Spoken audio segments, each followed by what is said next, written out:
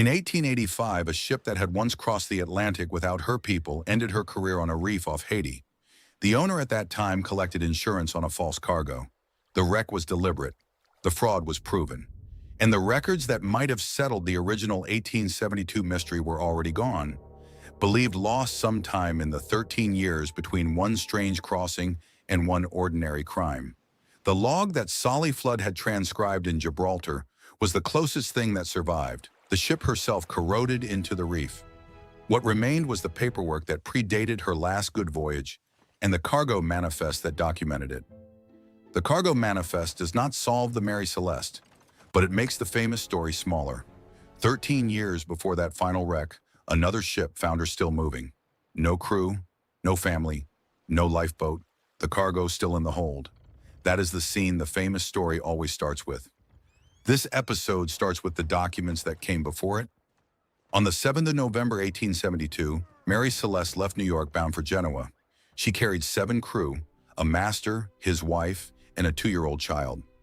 In her hold were 1,701 barrels of alcohol, loaded by Meissner, Ackerman and Company of New York and insured in Europe. The surviving paperwork says this much without qualification. She was a working vessel on a working voyage, and the paperwork recorded it in the flat language that commercial shipping has always used for risk that seemed manageable. That is where the famous story almost never starts. The famous story starts with discovery, with strangeness, with the absence of explanation. Explanation often lives in the documents that predate the mystery, not in the mystery itself. Her name was Sarah Briggs, and she was aboard because she chose to be. She was the master's wife, traveling with their daughter Sophia, who was 2 years old. She is not a rumor added after the fact, and she is not a decorative figure placed in the story to deepen the pathos. She is in the voyage because she was there, and her presence changes the logic of what happened. Any theory of abandonment has to pass through that fact. A captain who put his wife and small child into a lifeboat over open Atlantic water in late November believed at the moment he gave that order that the lifeboat was the safer option. The record does not say what convinced him, but it does say that the alternative was leaving them aboard. Whatever Briggs feared, he feared it enough to move not only sailors, but his wife and daughter into open water. If the ship appeared safe enough to leave behind, then the people leaving were not running from a certainty. They were running from a fear. That distinction matters. It is easy to write the sentence that no sane captain abandons a seaworthy ship. It is a comfortable sentence. It is also the laziest one available in this case, because it forecloses the question instead of answering it. A better question is narrower. What would make this particular captain believe, for one morning, that the boat was the safer choice? A crew agreement is a legal contract between a master and his crew. Names, ratings, wages, engagement dates, signatures. It is the bureaucratic shape of a voyage before it becomes a voyage. This kind of document matters because it is a boundary. If a theory about Mary Celeste requires inventing the crew, placing known criminals among the 7, assigning motive from nationality or personal history without a source, it has already left the record. A crew agreement is not legend. It is a contract. The distance between those two things is where a lot of the famous story lives. The cargo was not treasure, and it was not food. The hold is where most theories go to die. It was alcohol loaded by a New York firm for a Mediterranean buyer, insured across an ocean, and carried in 1,701 barrels. The destination was Genoa. The purpose was commerce. There was nothing unusual about the cargo as a commercial proposition. That matters because almost every theory about Mary Celeste has to pass through the hold. Pirates are supposed to have wanted what was aboard. Mutineers are supposed to have drunk it. Fraudsters are supposed to have staged a scene around it. Explosion theorists have always placed the initiating event inside it. If you want to know which theories survive contact with the record, you have to start with what the record actually says the hold contained. The last entry that has come down through transcription places Mary Celeste near the Azores on the morning of 25th of November, 1872 at 5 in the morning. After that date, the original log is gone from history. Solly Flood, the Attorney General at Gibraltar who oversaw the salvage hearing, made transcriptions from the log before it disappeared. Those transcriptions matter more than Solly Flood's personal suspicions, which were considerable and mostly unsupported. What the transcriptions give us is a ship still moving, still recording, still functioning as a vessel, 10 days before Dei Gratia found her. 10 days is the gap the court record cannot fill from the ship's own voice. A modern reconstruction associated with researchers McGregor and Richardson and reported through the Smithsonian suggests that Briggs may have been as far as 120 miles west of his calculated position after the rough weather of that late November. A cautious reading treats this as plausible, not confirmed. If the reconstruction is right, the ship was not simply late. She was late in a location her captain could feel was wrong, but could not yet prove was wrong. Dead reckoning in heavy weather accumulates error quietly. The record does not say how much error Briggs was carrying. It only says where the last log entry placed the ship and where Dei Gratia found her, empty, 10 days later. One pump was found disassembled when Dei Gratia boarded. The evidence does not go as far as saying the ship was sinking. What the disassembled pump suggests is something narrower and in some ways more dangerous. A master who may not have known with enough confidence how much sea was inside his hull. Measuring water in a working ship requires a working pump. A pump taken apart for maintenance or repair is a pump that cannot give you a reading. If Briggs was already uncertain about his position, already in the aftermath of rough weather, and already unable to get a clear measure of water below, he was making decisions from incomplete information in more than one direction at the same time. The alcohol does not need to have exploded to matter in that moment. It only needs to have made the hold feel less trustworthy. 9 of the 1,701 barrels were later found empty. The surviving evidence indicates they were red oak, which is more porous than white oak and more likely to have allowed vapor to escape. Whether that vapor produced a pressure event or simply a smell is the question the record does not settle. The main hatch was reportedly secured, and no witness reported a fume smell on boarding. A cautious reading suggests that cargo anxiety in a hold with a potential vapor problem and a disassembled pump does not require an explosion at all. It only requires a captain who was already uncertain about other things. The boring theory is also the hardest one to dismiss. It begins with a very human mistake, a master near land, after rough weather, trying to decide before the evidence becomes obvious. If Briggs ordered the boat lowered, a cautious reading suggests he may not have thought he was leaving Mary Celeste forever.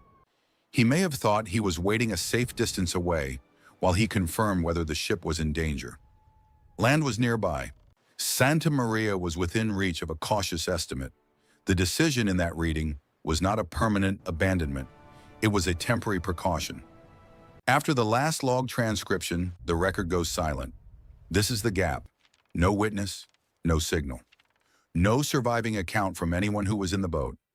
Only a ship found later, moving without the people who had trusted her, with her cargo intact and her log absent and her lifeboat gone. This is the missing hours of this case, the window the record cannot close, and it opens here. Between the last morning the log recorded and the afternoon Dei Gratia found her sails. A reconstruction can move up to the edge of that gap. No source crosses it from inside. The most likely disaster may have happened after the decision, not before it.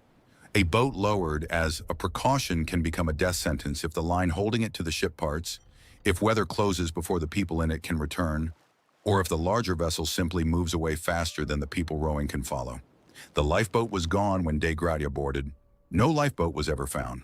A cautious reading suggests that the separation, if it happened this way, would have been swift, would have left no evidence on the ship, and would have left no survivors to report it.